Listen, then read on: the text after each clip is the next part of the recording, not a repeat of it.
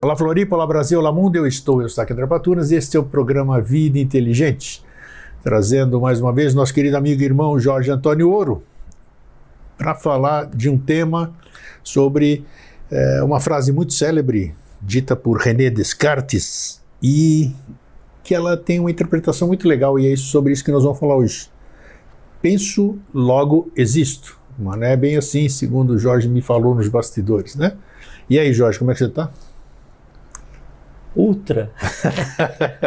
Já é uma nova graduação. Não, hoje é aqui, né? Super, né? Super estava ontem, né? Hoje tem que estar ultra, né? Porque a gente tem que melhorar cada dia, né? Depois do ultra tem que vir o hiper, sei lá.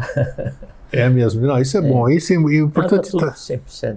Isso tudo que ótimo. Tá bom, o importante é estar bem. Jorge, Descartes falou essa frase aí, penso, logo existo. Se eu estou pensando, ele chegou a essa conclusão, né? Porque ele era um buscador da verdade, né? E ele chegou a não sei se ele disse assim mesmo, como ele é contemporâneo, né? Então é muito mais provável que ele tenha realmente dito isso, né? Porque as palavras ao longo do tempo são distorcidas de acordo com a conveniência, uma série de coisas. Mas Descartes já é um contemporâneo, então provavelmente está ipsis literis o que ele disse, né? Tem até o termo em latim que é conhecido, né? Como é que é? Cogito ergo sum. Isso, cogito ergo sum. Penso, logo existe. O que diz essa... O que significa essa colocação dele?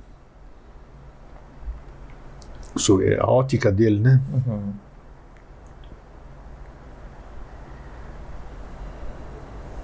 Então, se alguém for ver hoje uma conversa nossa pela primeira vez, e meu nome é Jorge Antônio Ouro. É, isso aí, é bom mesmo. O cara não apresenta o convidado dele. E eu sou membro da Sociedade Brasileira de Eubiose. Isso aí. Sou discípulo da Sociedade Brasileira de Eubiose.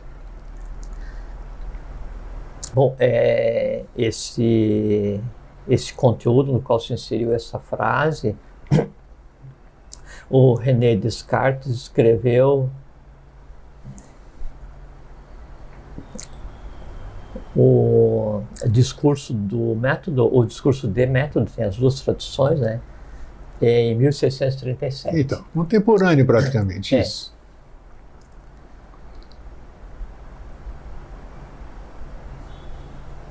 Sêneca já é.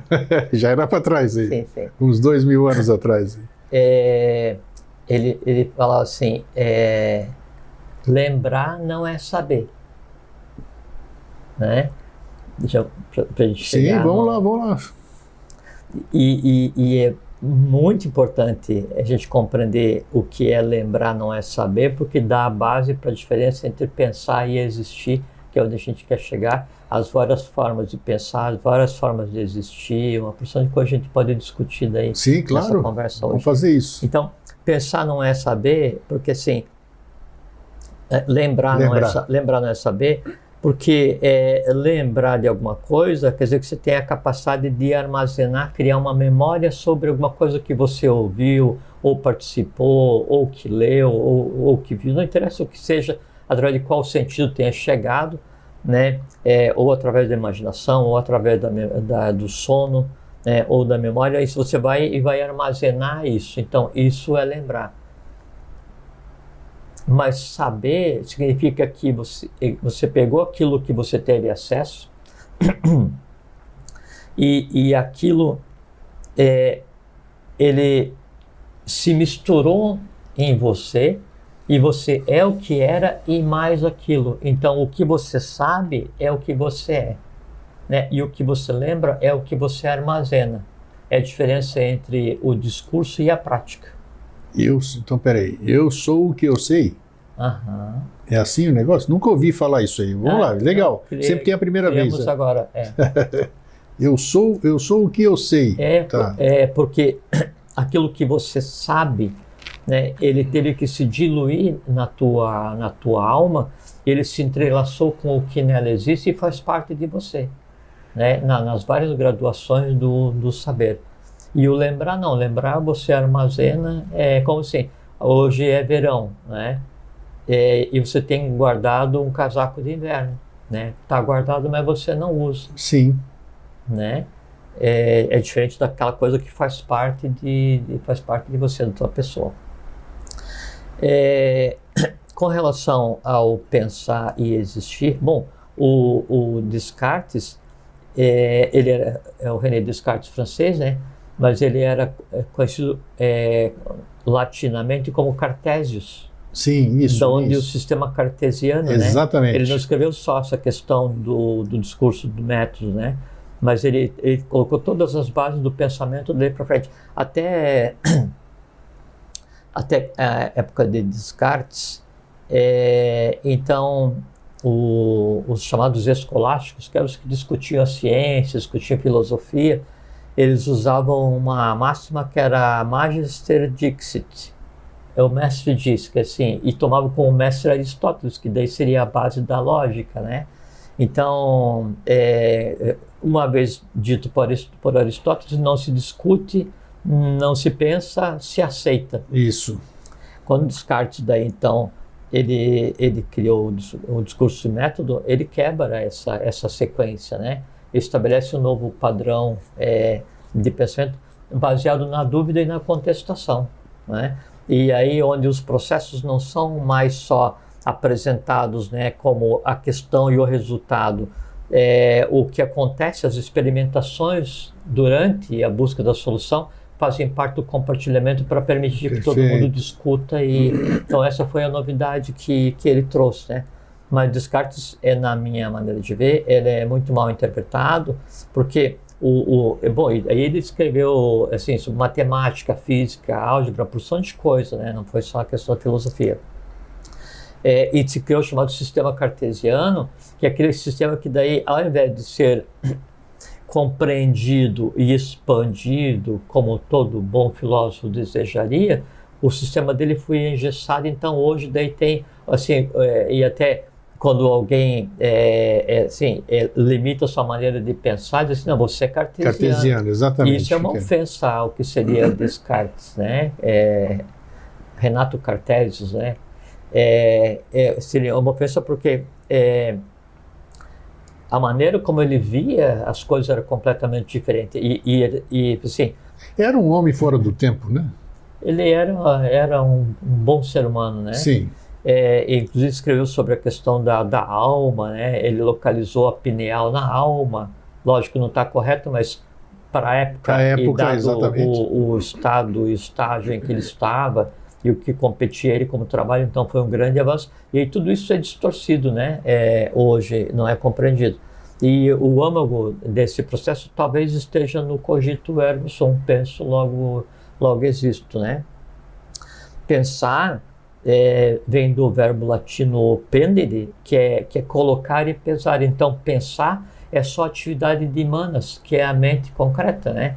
Então, o que a mente faz? Ela recebe os impulsos dos sentidos e aí vai decidir o que fazer.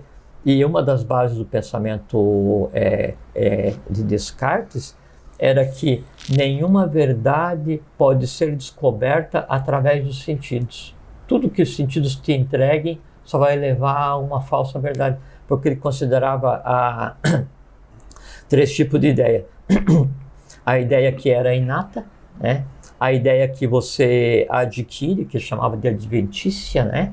E aí o terceiro tipo de ideia que era uma derivada, uma soma dessas duas. Mas daí nenhuma verdade poderia vir a partir dos sentidos, né? O que também em determinado aspecto é uma verdade.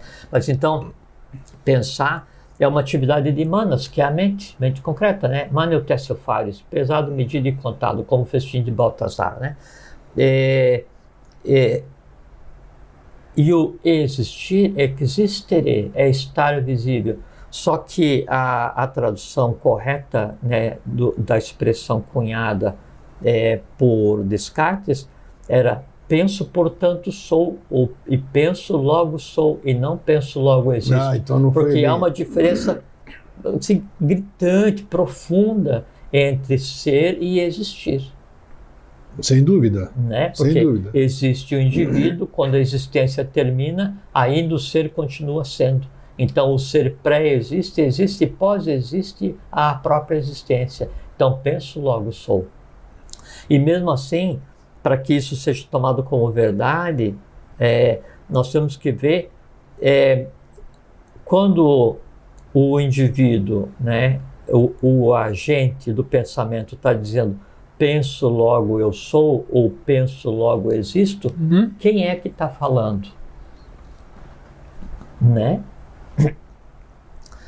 Se vou chamar de espírito, né, o eu superior de cada um, e aí ele lançado na matéria, ele diz penso, logo existo, aí está correto colocar o termo existir, porque ele está existindo temporariamente na matéria. Então aquilo é verdade temporária.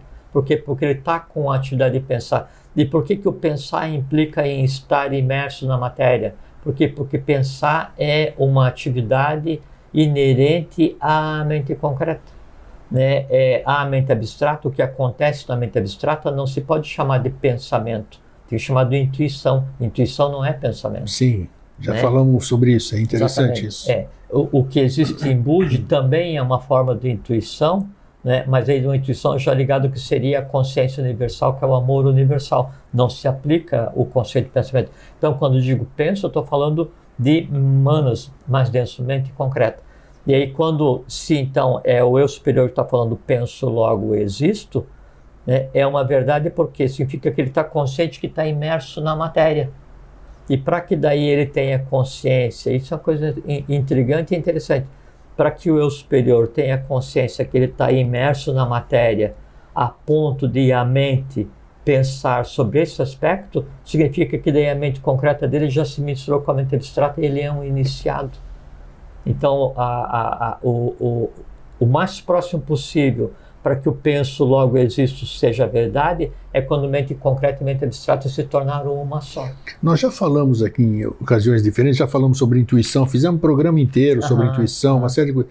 Mas é interessante, quando uma pessoa tem um trauma, seja lá de qualquer ordem que seja, e afeta o cérebro, nós perdemos essas noções de raciocínio. Daí vem a pergunta intrigante. Esse penso, ele é material e limitado ao cérebro? Nós estamos falando em mente, assim, já falamos sobre mente também, mente abstrata, mente concreta, já falamos de temas específicos. Mas como é que é isso? Vamos aproveitar Não dá para usar a palavra limitada ao cérebro, né? Porque a gente tem um sistema cérebro-espinhal. Sim. Né? E aí no cérebro, por assim, Descartes falava que a sede da alma é a pineal. Sim, né? Falava assim. E tem gente que concorda com ele aí. Muitas pessoas não procede, né? Sim. Não procede.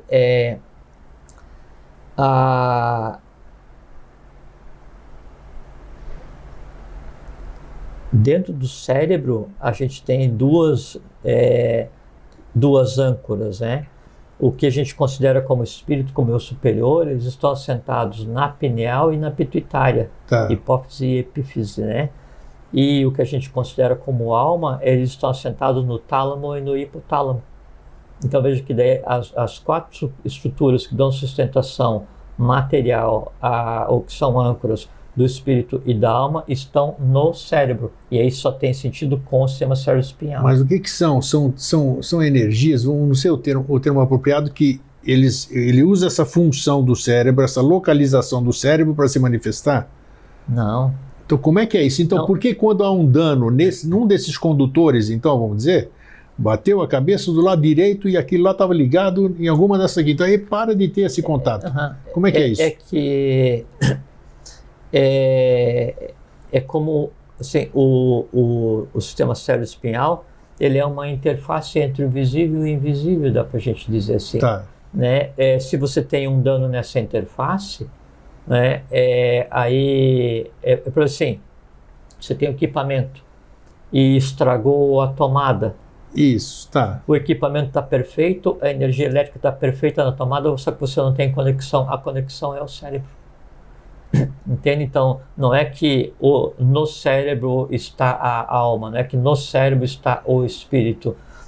Assim, o ponto de entrada na parte mais densa do corpo humano. Então, vamos dizer agora, a alma, o que vai ser? a gente já conversou várias vezes, todo o plano das emoções, a parte que nos compete, todo o plano mental concreto, que é a parte que nos compete. Isso aí está dentro do meu, que a gente considera como aura, né? Desculpa, aura não. O meu ovo áurico. Ovo áurico, né? Sim. E aí, acima disso, daí eu tenho a individualidade. Só que eles se assentam também no cérebro, para através dele, o ser humano é como se fosse assim em grego, quer ver? Vamos imaginar uma árvore, tá? Na floresta. A única parte da árvore que pega sol são as folhas mais altas. O topo. Exatamente. Né? E aí as folhas mais altas repartem com as folhas do meio, com as folhas de baixo, né? Que largam isso para o tronco, e o tronco vai e larga para a raiz. E a raiz está sentada onde? Na terra. Da terra ela recolhe a seiva. Todo mundo recolhe oxigênio, e um pouco dela recolhe a luz. Alimento físico, alimento aéreo, alimento luminoso para o ser humano, né? O vayu, bilis e fleuma, para fazer o que? Ojos, que é a inteligência que deve fazer com que tudo funcione, né? O fato de uma parte estar em contato com alguma coisa ou não torna ela nem melhor nem pior. O conjunto delas é que fazem a coisa como um todo funcionar. É assim que é o ser humano. Na questão daí do corpo, alma e espírito, a mesma coisa. O corpo só fica vivo porque está entrelaçado com um corpo vital, que por sua vez está entrelaçado com a alma. E a alma, originalmente, ela tem que estar entrelaçada com alguém que vai dar uma orientação. Basicamente é isso. Sim, mas é aí que eu quero chegar. Veja só.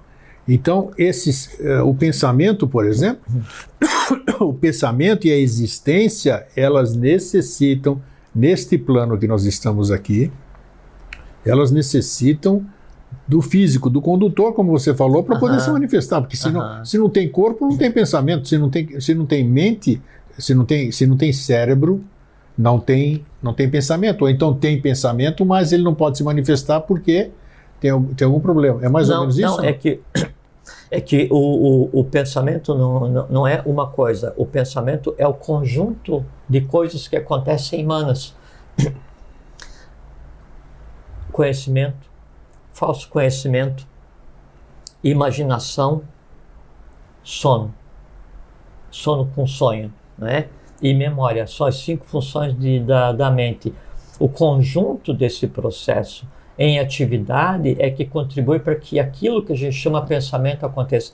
Quando eu digo eu tive um pensamento, é que a gente aplica a palavra pensamento, né, incorretamente a uma coisa que foi gerada no processo de pensação, né? Então, a atividade de pensar é o medir e o pesar. O fruto da atividade do pensar, né, é que então é uma ação, e cada pensamento corresponde a uma criação física, uma criação material, né? O fruto desse pesar, medir e contar é que então eu considero como pensamento, e aí ou eu vou ouvir uma voz, a minha voz mesmo conversando comigo, né, ou então isso aí vai resultar em uma verbalização, em uma ação, em alguma coisa. A diferença entre você pensar e existir, ou de você pensar e o fato de você pensar significar que você existe, depende daquilo que eu falei. Quem está dizendo isso?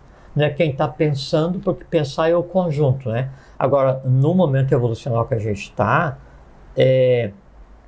o pensar é confundido com aquele que grita mais alto, né? Então, quando eu vou fazer uma ação, praticar uma ação qualquer, ao invés de ser quem dirige a minha ação, ao invés de ser um derivado do pensamento, quem vai dirigir a minha ação às vezes pode ser um derivado da emoção, pode ser um derivado do instinto, ou do pode desejo, ser nada. Né? Exatamente. E aí, então, se a gente trocar assim, quem age ajo, logo existo, em vez de penso, logo existo, né? Se o ajo partiu do instinto, isso não é pensar e continua existindo. Se o ajo partiu da emoção, né, e gerou uma ação, isso não é pensar continua existindo. Se o ágil partiu da própria mente concreta, baseado só em um protocolo mecânico, né, um conhecimento racional, sem nenhuma vertente abstrata, né, você também vai gerar uma ação, mas não significa necessariamente que você exista, porque para existir, cogito ergo sum, quer dizer, eu penso, logo eu sou, e para que eu seja, quem tem que estar falando é o superior. Esse que é o aspecto dessa colocação de Descartes, que tem que ser entendida no seu âmago para que ela seja verdade. Porque dependendo de onde vem a voz que está dizendo penso, logo existo, ou penso, logo sou, pode ser uma inverdade, né? Porque a diferença é entre ser e existir. Você tinha falado antes do programa começar, que a gente conversou, você falou que podia ser feito, na verdade era o contrário, né? Eu existo, por isso que eu logo penso. São correntes de discussão, né? Então, uns dizem penso, logo existo, e outros dizem existo, logo penso. Se você tomar como base a mecânica de Manas, que é a mente concreta, então para que ela funcione você tem que existir. Novamente daí se aplica, mas daí quem está existindo para poder pensar? Né? É o instinto, é a emoção ou é a razão?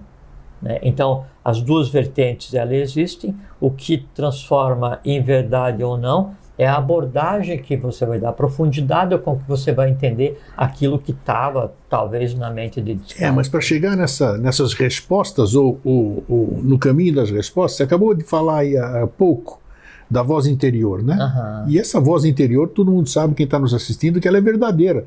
E não é loucura, não. Você ouve uma voz, que eu chamo de voz sem som, que eu já ouvi inúmeras vezes e ouço. Quem é essa voz aí? Já falamos de consciência, já falamos de um monte de coisa. Então, é para entender o que é isso que fala para você. Você é um doido que você não é, porque você sabe que você não é. Mas quem é que está nesse comando aí? E em que lugar? Aonde? São várias vozes que aí você vai ouvir. Né? E vale a mesma coisa. Então, né? Aí, tendo consciência disso, fica mais fácil entender aquelas, sabe? Assim,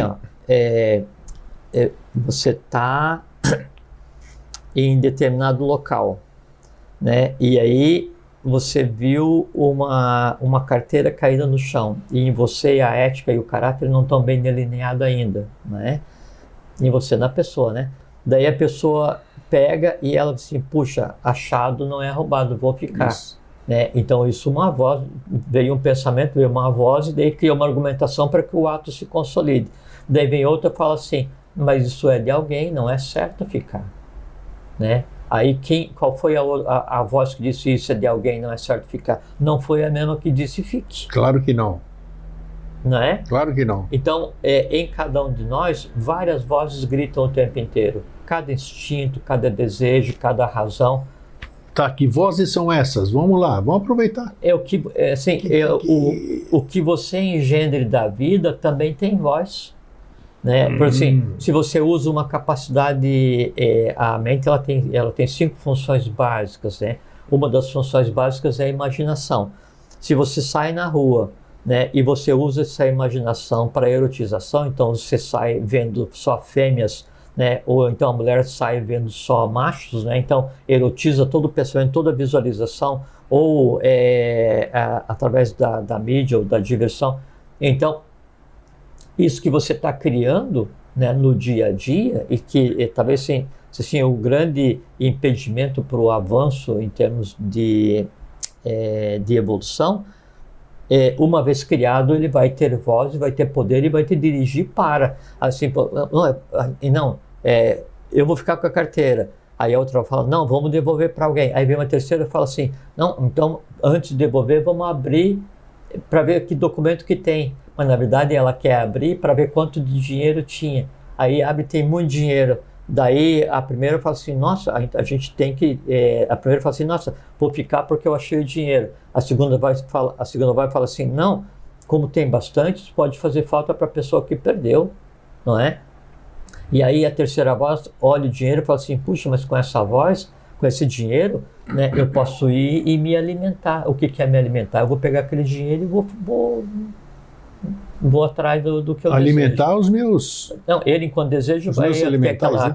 aquela densidade, né, criada em termos de eroticização, e vai pegar o recurso e vai atrás de satisfazer a si mesmo, né? Todas elas vão gritar. Chega um ponto em que daí alguém tem que colocar ordem na casa, né? Aí, então, quem coloca ordem na casa? Sempre é o superior. Qual é que é o superior? A parte mais alta da mente concreta. Se por felicidade do ser humano ela já está permeada de mente abstrata e por sua vez permeada de intuição ou de ideias, né? Daí fala assim, aí vem e aplica a sentença, usa a autoridade. Não, é justo que seja devolvido. Aí quando fala é justo, né? Aí todas as outras vozes silenciam, né? E aí a justiça vai ser feita. É questão de princípios, né? O princípio, mas o princípio é algo que se adquire, é algo que nossos antepassados nos passam, ou é uma coisa que a gente já tem um arquétipo que já vem As duas coisas, Grego. Então, você nasce com um potencial, com princípios, né? São as escandas, as tendências positivas, sim, tá, né? E para que você seja testado, para que você se desenvolva, para que a vida ela seja usada cada segundo adequadamente, você é colocado em um local onde esses princípios vão ser colocados à prova, né? E aí isso é o que se chama karma. Karma é buscar o equilíbrio, né? E aí então você tem uma tendência para alguma coisa e o meio ele tende a construir tendências também. Como é que o meio constrói tendências? Nós conversamos outro dia. Tudo que eu olho vai ser transformado em imagem. Sim. Essa imagem ela pode se desvanecer, pode não se transformar em ato, pode não se transformar em memória, pode não se transformar em conhecimento e sabedoria, né? Mas o resíduo dessa memória do que foi visto, não interessa o que é, um quadro, um filme, uma música, uma imagem, um acidente, uma flor nascendo, um beija-flor, não interessa o que seja, né? Tudo que é visto vai gerar resíduo. O conjunto de resíduos tende a colocar em efeito o similis similibus congregantur e atrair aquilo semelhante no astral, atrair aquilo semelhante no mental, e aquilo passa a ser uma tendência. Quando essa tendência fica muito forte, ela passa a dirigir tua ação. Então a pessoa que tem prazer em assistir filmes de violência, luta na TV, mortes, coisas incrível, assim, a tendência dela a ser violenta é muito grande, porque ela precisa ter, na prática, o mesmo prazer que ela tem vendo, né? O medo. A pessoa que sente prazer em ver filme de terror, suspense, essas coisas assim, isso é prazer, porque o medo é um prazer, né? Daí ela tende a precisar ter medo. Aí está em casa, apagou a luz, morre de medo, né? Vai dormir, mas não olha embaixo da cama porque tem medo. Não dorme com a porta do guarda-roupa aberta porque tem medo. Não tem medo de fantasma. Por quê? Porque o medo nela precisa ser alimentado. Então, quando vai tomar uma atividade, uma ação, né, sempre aquela voz que grita mais alto que vai dizer o que vai ser feito. Né? Se você vou levantar para ir tomar água à noite, né? Aí se você tem medo, você já sai procurando o interruptor ou a luz do celular, porque você... Ou capaz de nem sair, passar sede, mas não que daí não você levantar. Tem medo não do que está ali, mas você fica com medo do que a tua mente constrói para se alimentar usando o artifício da falta da luz, né, da escuridão. E aí, não, mesmo eu tendo medo, o que eu vou fazer? Eu vou vencer o medo e eu vou caminhar tateando no escuro até lá na cozinha, e quando chegar na cozinha ainda vou ficar no escuro o tempo que eu quiser, vou acender a luz quando eu quiser, né, e vou apagar na volta, porque depois de acesa a luz que eu não apago, fica mais escuro ainda, porque eu que mando. Então, esse conjunto de fatores que dá determinante das ações. Então, a voz, né, que tem autoridade vai se sobrepor à voz que tem poder e vai se sobrepor à voz que tem força. Quem tem mais força? Os instintos. Quem tem mais poder? As emoções. Quem tem mais autoridade? A abstração, a intuição. Você falou... E aí é isso que vai definir, esse jogo é que vai definir se você sabe o que é pensar. Porque às vezes você pode pensar que está pensando e está agindo por instinto. Sim. Pode pensar que está pensando e agindo na emoção. Né? Pode pensar que está pensando, né, e está agindo baseado naquela cristalização do conhecimento que você tem, fechado a qualquer conhecimento. Isso não é pensar. né? Isso não é pensar. Olha só quanta coisa para a gente pensar, hein? Exatamente.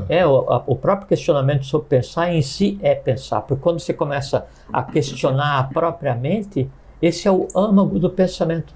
E vocês têm que ver, todas as práticas orientais, né, elas se encaminham para quê? Para serenar a mente. O que é serenar a mente? É parar essa gritaria, porque a autoridade, né, ela sussurra, né?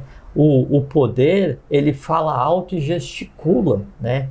E a força, ela grita e empurra, né? Porque a força é ignorante, né? O poder quer ganhar no grito, né? E a autoridade, ela comanda só através do olhar. Então, por assim, tem Dharana, né? Dharana, que era o nome com que foi fundado a Sociedade Brasileira de Biose, em 10 de agosto de 1924, né, em Niterói. Dharana é o sumo controle do pensamento. E é uma das etapas para se atingir o Samadhi, né? Dharana, Dhyana, Samadhi, né? Então, o silenciar a mente, né, é um processo necessário. Agora, depende do que você precisa silenciar. Se a voz que você ouve é a voz que está discutindo contigo, que daí coloca em dúvida aquilo que você acabou de ler. Então, se a voz que você ouve, ela está sentada ao teu lado, estudando e compreendendo e aprendendo junto contigo, ela é muito bem-vinda. Né? Se a voz que você ouve, ela só quer te mandar o tempo inteiro, né? Te manda, te culpa, te pune, te critica, né? Essa voz eu tenho que silenciar, né? E aí, se a voz que manda em mim é aquela que me faz agir por impulso, irracionalmente, baseado nos desejos, essa tem que ser silenciada, a outra não. Então depende quem fala, né? De onde vem a voz que eu estou ouvindo, ou como dizia, como era a questão do Descartes, o Magister Dixit, o mestre disse. Mas daí quem que é meu mestre? Isso. Meus instintos, minha emoção, minha razão, minha intuição. Então depende quem eu elejo como meu mestre, que na verdade sou eu mesmo, né, é que vai daí definir se realmente eu penso, se realmente existo ou se não. Eu já disse isso aqui, vou repetir. Certa ocasião, você falou que quando a gente dorme, né, depende, quando a gente pega no sono, vai sonhar, ou é desdobramento, ou você vai para planos do astral, né? Uma série, você já deu algumas explicações aqui ao longo desses anos e num dos programas anteriores. E eu tive uma experiência, que eu já declinei aqui, inesquecível, vamos dizer, que não sei se era desdobramento, não interessa o que seja. Eu me vi, que a lembrança é nítida até hoje, eu me vi, mas não me vi coisa nenhuma. Eu não vi. A gente tenta dar palavras ao que é indecifrável, né? O que não pode ser dado. Eu estava no todo. É quem tenta traduzir a mente concreta. Exatamente. Eu estava no todo. Eu não posso nem dizer que eu era olhos, porque nem olho eu me via. Só sei que eu era aquilo lá que eu estava vendo, né? E era um silêncio maravilhoso, não tinha vento, não tinha nada, e eu simplesmente era. E eu contemplava aquilo lá, mas não era eu. Eu tinha uma consciência que estava contemplando aquilo. Quer dizer, é um negócio estranho, porque é totalmente desconhecido, como você falou, quando você depara com desconhecido, você tenta alguma coisa para comparar aquilo lá. Então, no meio dessa tribulação diária que a gente vive, e que eu também vivo, claro, imagina, como é que eu pude ter uma experiência dessas? É como se alguma coisa me mostrasse, ou eu me mostrasse para mim. Por que eu tive essa fração? Sei lá se foi uma eternidade ou não foi, porque não tinha nada, como eu te disse, né? Era temporal, era tudo. Eu era. A palavra mais certa era isso. Eu era aquilo, eu era todo, eu era tudo aquilo lá. Como é que se define um fato desse, que é bom para a gente saber que se eu vi é porque existe, se o fato aconteceu é porque existe? Lógico. Não, né? Lógico. Então esse lógico que eu quero descobrir. Não tem assim, ou em vigília, ou em sono, né? Ou quando você está agindo, ou quando você está pensando, ou quando você está se emocionando, ou quando você está dormindo, ou sonhando, a manipulação da matéria e a criação, ela é constante. Não tem como você ver uma coisa que não exista. Não existe a menor possibilidade, né? E a gente sempre fala aqui na diferença entre invisível e inexistente. Sim. Né? Se eu sair da sala agora, né, e eu falando contigo ou não através da parede, né, você vai saber que eu existo, porque o fato de você não estar me vendo não significa que eu existo. Eu não existo. Não existe, exatamente. Né? E se eu estou não visível e eu estou conversando contigo, você está conversando com o invisível, mas não com o inexistente. Isso. O invisível é só aquilo que eu não vejo. Né? E o sono com sonho, né, ele é uma das funções da mente, tanto quanto a aquisição de conhecimento, tanto quanto o falso conhecimento, tanto quanto a memória. E como é que essa história tá? E essa história de que vamos aproveitar essas oportunidades que estão aparecendo, e esse negócio que você está dormindo, nesse estado que você está pensando, está agindo, alguma coisa está... Você continua trabalhando mesmo? Isso é tudo conversa, é balela, o que tem de real?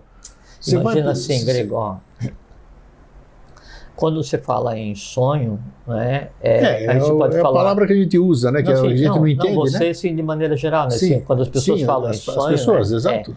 Ela pode estar se referindo a atividades ou no astral ou no mental. Sim. Né? Porque a alma no momento atual, ela é feita por uma mistura dessas duas coisas, né? A parte mais baixa e mais alta de cada um.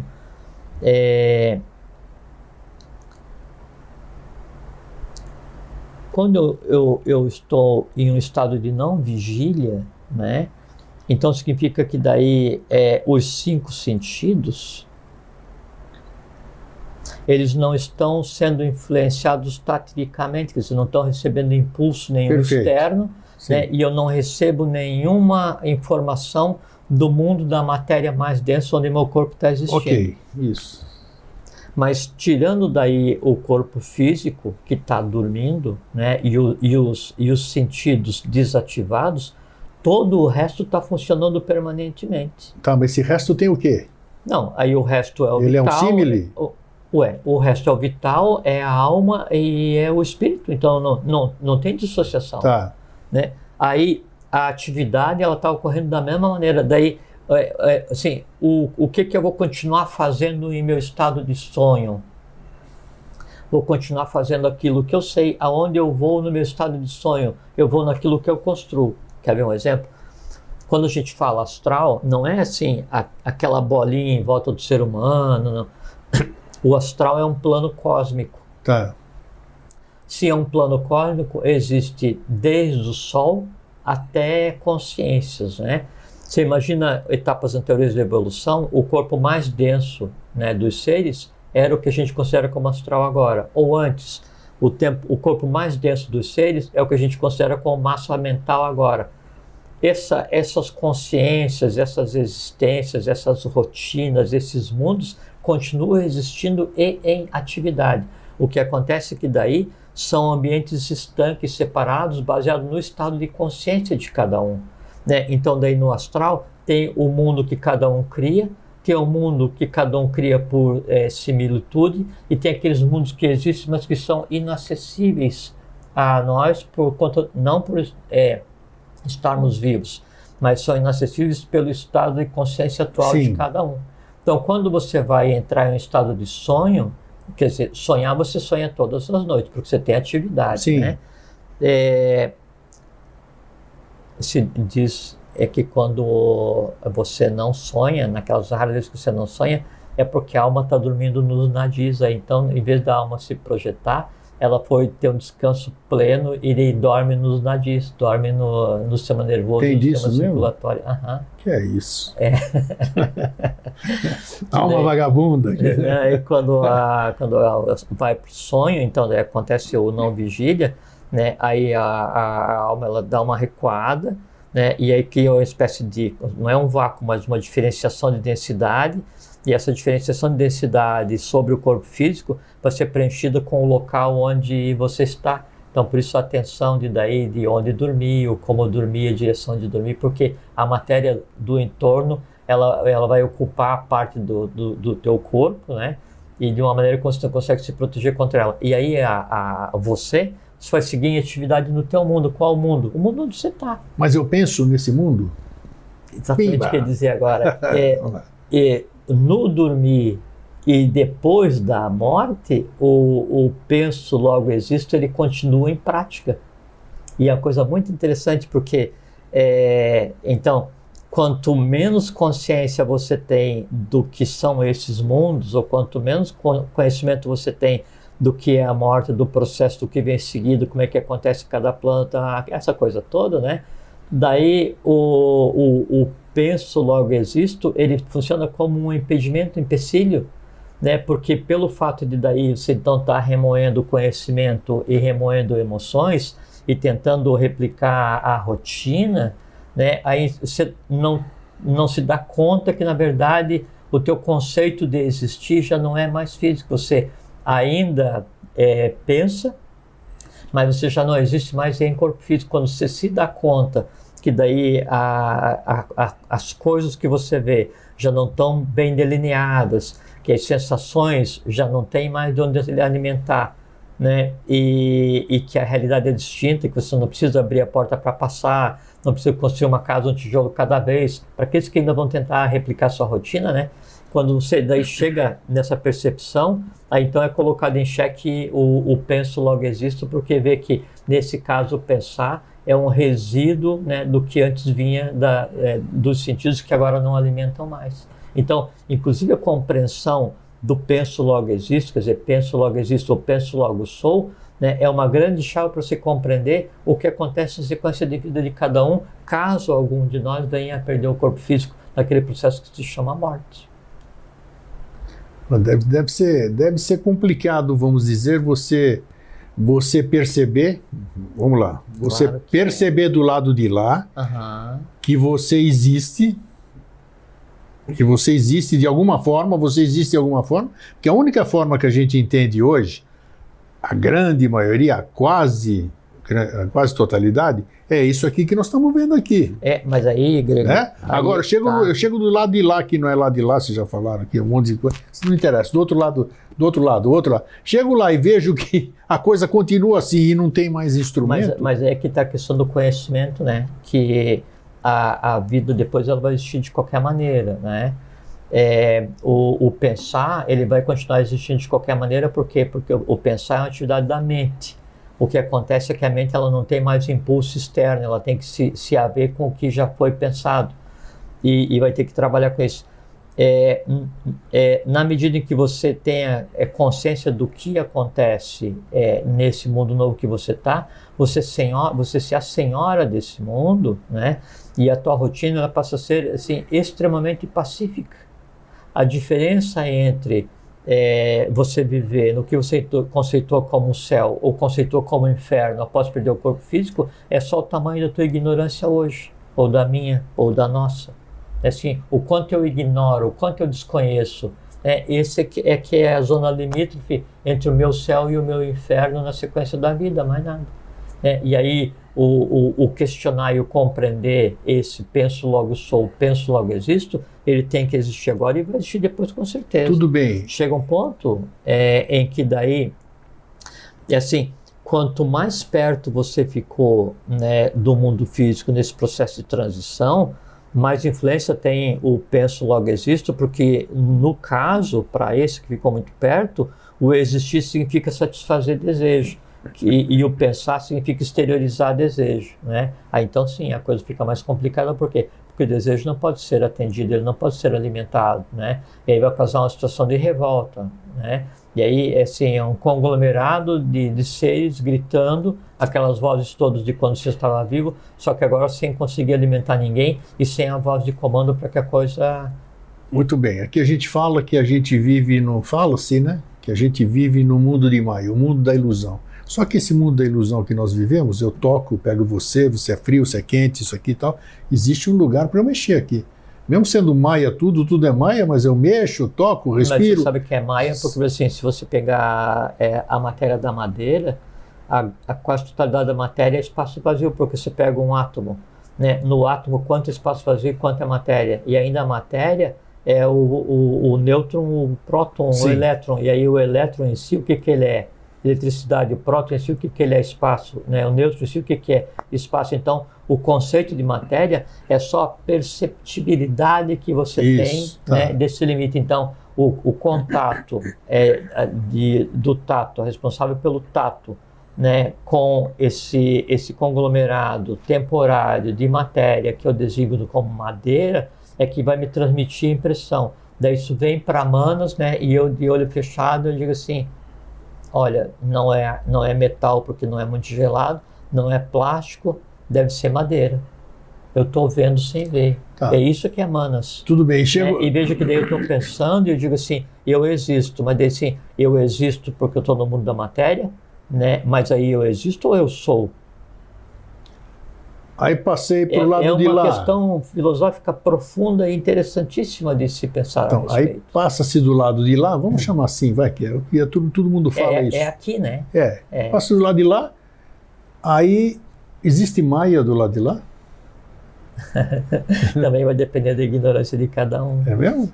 Porque assim, então hoje eu me encontro com você, né? E quando eu estou aqui contigo, então daí o meu astral está aqui no mesmo ambiente que o teu, então há uma mistura, há uma troca de impressões, né? Donde o nole me tangere, não me toque, né? Não me toque não é físico, né? É astral, é vital, mental. E aí quando você perde o corpo físico e daí você está no astral, né? Aí você continua vendo o astral dos amigos, dos parentes, de todo mundo que estão vivos ou não. Só que daí a maneira como vê é diferente e a interação é diferente porque daí você não tem como falar da maneira como você fala aqui agora. Então há um contato e essa parte a gente nunca conversou, né? Então ainda há o contato, ainda há a troca, né? Só que daí é de uma forma que é tipo assim, você fala alguma coisa, eu fico vermelho, né? Ele fala assim, o Jorge ficou vermelho porque ele tem coisa que ele não quer falar, né? Então essa que é a forma de comunicação quando você perde a verbalização, porque como você perdeu os órgãos dos sentidos, né? Tanto os Jnanendriyanis, né? Que são os meios de conhecimento, quanto os Karmendriyanis, ou Karmendriyas, que são os meios de ação, né? Então eu não tenho como interagir, né? No sentido de ida e de volta com o meio, mas o processo em si continua, então eu ainda continuo falando, eu ainda continuo ouvindo, eu ainda continuo sentindo, só que daí, dependendo da minha ignorância, eu vou tentar ouvir, falar e sentir, cheirar, da mesma forma como eu fazia quando tinha corpo físico. Se eu tenho muitos desejos, eles precisam se alimentar disso, e eu vou tender a me aproximar do físico. E esse é o conceito de inferno. Se eu tenho um conhecimento a respeito, então eu tendo a seguir o meu caminho e me afastar, né, da Terra em direção ao Sol e não da Terra em direção à Lua. Mas existem enganos do lado de lá? Isso que eu estou falando. Depende, porque o mundo que você constrói aqui é o mundo que você tem lá. Se você construir um mundo de enganos aqui, você vai continuar vivendo lá. Se todos os conceitos aqui são errados, são Maia ou são Avidya, todo mundo que você vai ter que continuar vivendo é a Avidya. E o lado de lá, na verdade, não existe, porque é o mundo, quando você vai dormir, você sonha no mundo que você vai viver durante... Isso é uma boa maneira de expressar. Você sonha hoje exatamente no mundo onde você vai viver depois de morto. Ah, tá. Exatamente isso. Então, o que tem no meu sonho? O que tem na minha morte? O que vai ter na minha morte? É o que eu coloco no meu sonho. Então, se a minha morte ela vai ser num mundo que eu construo e experiencio em sonho, e eu, enquanto vivo, posso transformar tanto o sonho quanto a realidade quanto a morte, então por que não transformar? Isso é evolução, isso é a razão da vida, é transformar a matéria densa em vida e preparar e transformar a matéria não tão densa para o que vier depois. O que vier depois, o que é? É você dar conta do vital, dar conta do astral com o mental, que forma o que é a alma, quando tudo de bom, né, da alma for compreendido e sublimado, né, isso então vai se incorporar à minha individualidade. Da persona toda sobra alguns átomos, né, e o que fica de resíduo, né, também fica ligado, né, a uma necessidade seguinte de evolução, que é a vida para pegar aquelas tendências negativas que sobraram e nascer com uma ambiência kármica apropriada para que isso se resolva. Só isso. É interessante esse tema aqui. Deixa eu ver como é que nós estamos de horário aqui, tá? Nossa, o tempo voa. Tá bom. Essa questão do penso logo existo, e eu tendo essa consciência do outro lado, vamos dizer, depois da passagem por esse corpo físico, assim, vamos dizer? Deixa eu só fazer um parênteses. Assim, é que daí a gente sempre, quando fala do outro lado, a gente sempre está pensando só em alma, né, para a morte. Mas vamos pensar assim, que o outro lado, na verdade, é esse lado, porque eu estou inserido, né?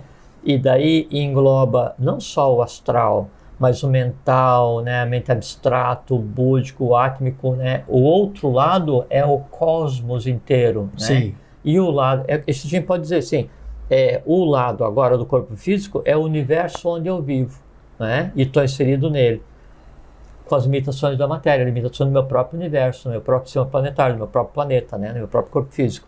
E quando eu me desfaço do corpo físico, daí o meu contato com não só mais o meu universo, mas o cosmos, o conjunto de todos, ele tende a se alargar, tende a se expandir. Beleza, exatamente. Continua encaixando o que eu quero dizer. Aí eu chego nesse outro espaço, vamos dizer, e percebo que eu continuo pensando e continuo existindo. E continua tendo dúvida? Sem dúvida, claro que sim, claro que sim, porque vai, não, quando eu estava lá, não sei o quê, quando tinha lá, falavam de o tal de livre-arbítrio, escambau e não sei o quê, que negócio só que daí já não tem mais. Não, lá não tem mais, tudo bem, mas falavam. Falavam, por que eu estou aqui, quer dizer, morri, porque eu fui com essa consciência por lá, morri, vamos chamar assim, né? Morri, chego lá, vejo que eu só perdi meu corpo físico, não morri, e aí, mas eu fiz um programa solo recentemente aqui, que eu falei uma dessas questões aqui. Nenhum de nós pediu para nascer. Não tá escrito. Pedimos, sei lá. Ninguém pediu para nascer. Nasceu lá. Isso é impulso do ego. Né? Pode ser. Mas aí você vê que você está num esquema, você está num jogo, você está num, sabe-se lá como é que a gente define essa vida, e você chega no outro lado, do lado sem o corpo físico, você vê que você continua na mesma coisa, e você, mesmo tendo... Você acabou de dizer e repetiu inúmeras vezes aqui no Vida Inteligente, que você passa daqui para essa cadeira exatamente igual como você está, só que despojado desse corpo. De noite, Grego, você só tira a roupa. Então, se você tira a sua roupa, chega lá e onde que eu pude ter uma opção de escolha? Mas eu não queria isso aqui. Eu morri, eu tenho direito de morrer. Por que eu tenho que continuar? Grego, você tem uma fazenda, tem uma lavoura. Aí vai dar umas dúvidas que é... Não, você tem uma lavoura. E daí hoje você foi lá, né, e plantou tomate o dia inteiro. E daí amanhã você vai lá e quer colher algodão? Claro que não. Não, é impossível. Claro. Então, quando você vai ter a sequência de vida, depois de perder o corpo físico, em hipótese nenhuma você pode chegar assim, puxa, mas quem que me colocou nesse negócio?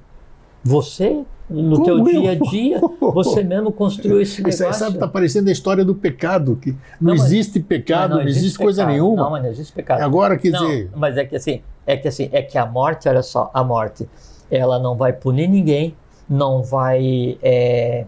o que é o contrário de punir? Perdoar ninguém, isso. Não vai tornar o bom ruim, não vai tornar o ruim bom, não vai tornar o ignorante sábio, nem o sábio ignorante. Não, a morte não faz nada. A morte é só a perda temporária do corpo físico. Sim. Né? É uma coisa, eu vou dormir hoje, daí amanhã eu acordei melhor ou pior do que ontem?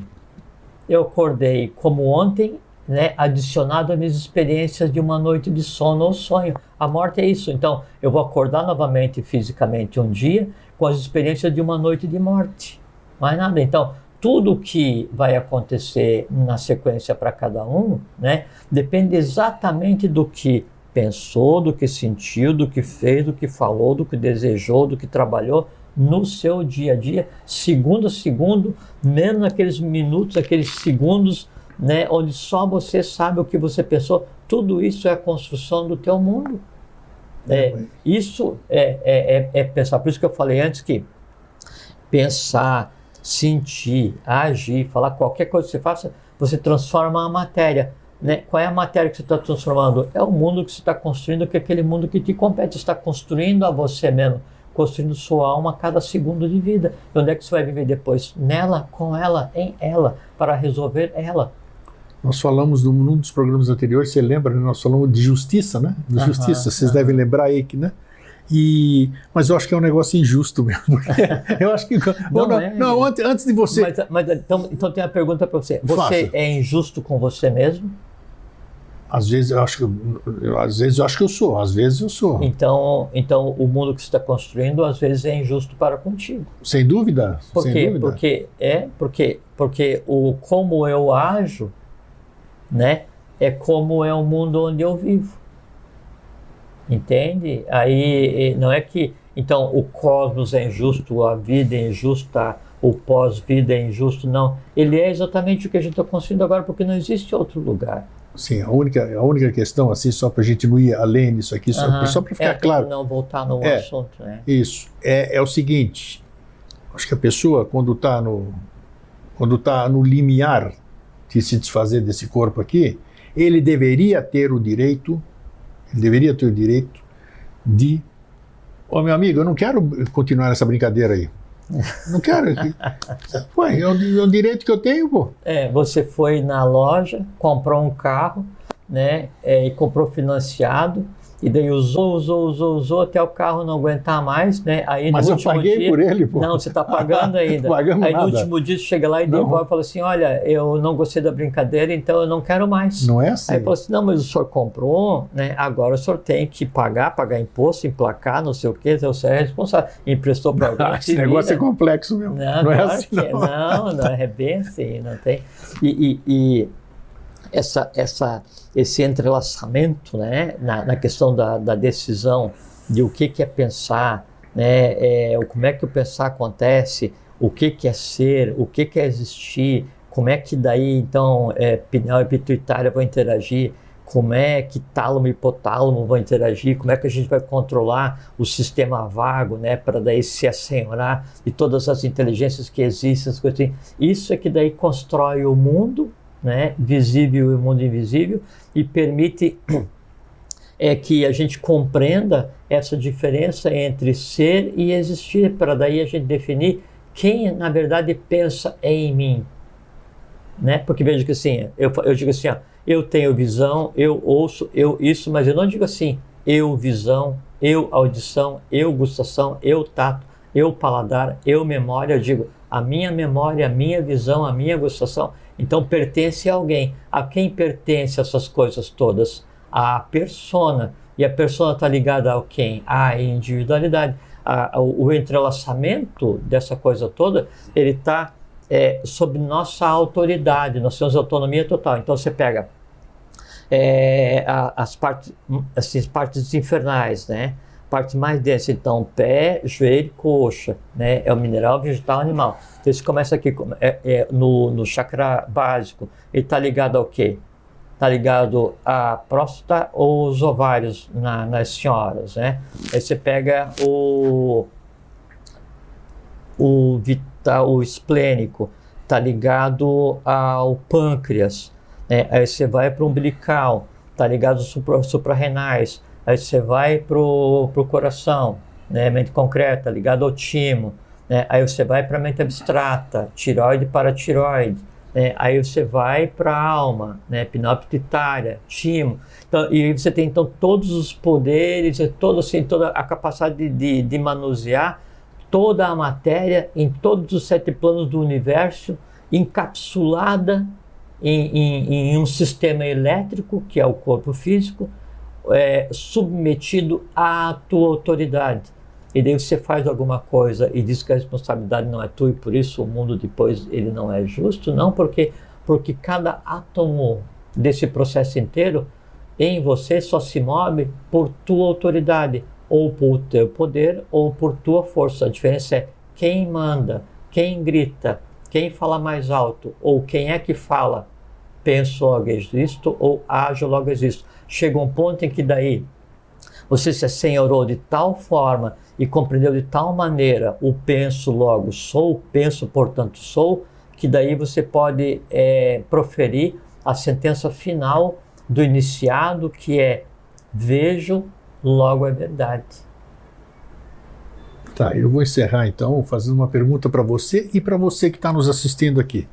É para responder essa prova? Pode, eles não podem responder, vão responder em casa aí, para cada um para si. Se você pudesse escolher hoje, se você pudesse escolher, Sim. você não tem alternativa, não pode dizer que eu posso escolher, porque você não tem alternativa. Sim, escolheria exatamente a mesma coisa. Quer dizer, se aquela simulação que eu fiz chegou um pouco antes de você largar esse corpo, alguém te faz essa pergunta, você quer continuar ou não, qual seria a sua resposta? Sem dúvida, eu quero continuar. Sem dúvida. Motivado pelo quê? Sem dúvida. É? Motivado sem dúvida. pelo quê? Não, porque a gente tem que trabalhar, a gente tem que vir para ajudar a transformar a matéria, tem que vir para ajudar a transformar a humanidade, tem que vir para trabalhar pelos outros, né? É a definição básica do que é eubiose. O patrão nunca vai deixar você parar de trabalhar? Eubiose, você não pode parar de trabalhar. O que muda é a escala. Então, assim, hoje eu vim para ajudar inicialmente a mim mesmo, porque eu era um ignorante e continuo sendo um ignorante, né? Então, eu estou ajudando uma pessoa da humanidade. Se eu fizer por mim, fazer por ti que eu lhe ajudarei, não fizer por mim, né? Aí eu vou conseguir ter consciência, daí um dia eu posso ajudar aquelas pessoas da família no qual o karma me colocou, né? E vou fazer bem o meu papel 1, 2, 3, 4, 100, 200 vezes, né? E aí, se adquirir consciência, daí, ao invés da família, um dia, quem sabe, eu posso ajudar mais do que uma pessoa, eu posso contribuir para a minha nação. Chega um ponto em que daí você daí viveu tanto e fez tanto, né? Que daí o teu empregador fala assim, gostei, vou te promover, agora você vai ajudar um planeta inteiro. Esse é o Jorge Antônio. Eu amo esse meu brother aqui. Não, mas é verdade. Então eu gostaria de continuar assim, sem dúvida. Isso aí, legal, tá sem bom. Pedir aumento, sem cobrar nada. Não preciso nem manter a roupa do Jorge, bom, né? né? É só me deixar trabalhar, para mim já está suficiente. É isso, tá legal, mas por enquanto tá muito bom. Tá bom, tá ótimo. É isso aí, gente. Obrigado, Jorge. Obrigado a você. A gente se diverte mesmo, é gostoso. E para vocês que ficam, um fraterno abraço e um feliz sempre. Fiquem bem, fiquem em paz e pensem para poderem ser, não só existir.